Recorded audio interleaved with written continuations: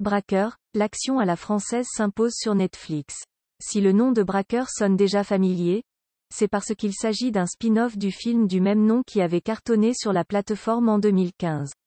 Les deux sont du même réalisateur Julien Leclerc, qui est un peu devenu le nouveau réalisateur chouchou de la plateforme après 3 films d'action qui ont très bien marché, Sentinelle, Braqueur, La Terre et le Sang.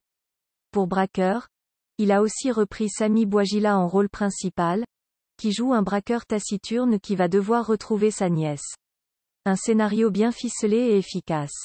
L'action de la série se déroule en Belgique où Mehdi, Samy Bouajila, va devoir faire équipe avec Liana, la petite amie de sa nièce disparue, Tracy Gotoas. Pour ce faire, il va devoir récupérer de la drogue et braquer un énorme entrepôt, tout ça en faisant équipe avec une bande de jeunes attachants, mais pas très doués, au départ.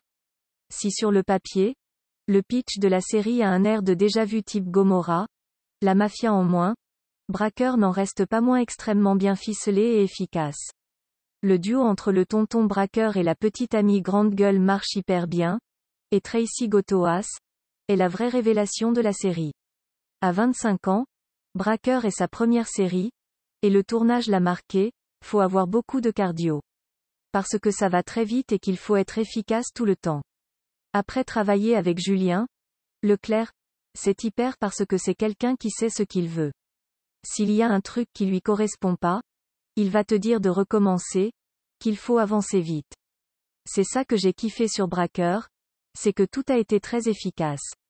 De plus en plus de réalisateurs français se risquent au genre de l'action, trop souvent catalogué cheap chez nous.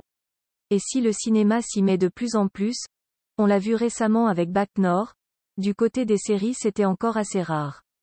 Et pourtant, Julien Leclerc prouve avec Braqueur qu'on peut être très très bonne avec des scènes d'action hyper réussies, et une vraie proposition visuelle qualitative, notamment quand il filme les fusillades et les courses-poursuites.